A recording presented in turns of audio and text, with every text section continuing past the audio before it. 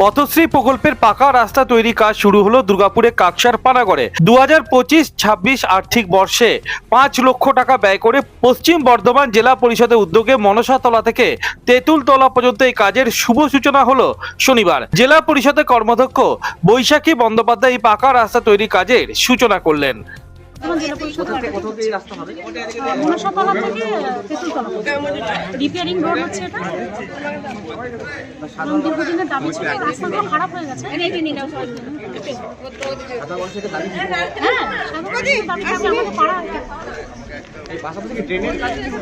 ড্রেনটা এখনো দেওয়া হয়নি, পরে স্কিম করে দেওয়া হবে। ড্রেনের জন্য প্রপোজাল প্রচুর লাগবে আর কি।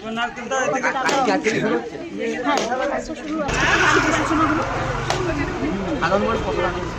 প্রত্যেকে এসছে, সবাই রাস্তাঘাট আনন্দিত হবে। উন্নয়নমূলক কাজকর্ম সামনে নির্বাচনের উন্নয়নের যাতে অব্যাহত থাকে, যাতে কোনো রকম বাধাবিঘ্ন না হয়, সেই জন্য বর্তমান যে সরকার হচ্ছে সেই সরকারকে আগামী দিনে আপনারা সমর্থন করুন এবং মামাকে মানুষের সরকার। তৃণমূল নেতা পল্লব বন্দ্যোপাধ্যায় সহ অন্যান্য নেতৃবৃন্দ উপস্থিত ছিলেন এদিনকার অনুষ্ঠানে। ছিলেন জেলা পরিষদের কর্মাধ্যক্ষ বৈশাখী বন্দ্যোপাধ্যায়। তৃণমূল নেতা পল্লব বন্দ্যোপাধ্যায় সহ অন্যান্য বিশিষ্টজনেরা এদিনকার অনুষ্ঠানে উপস্থিত ছিলেন।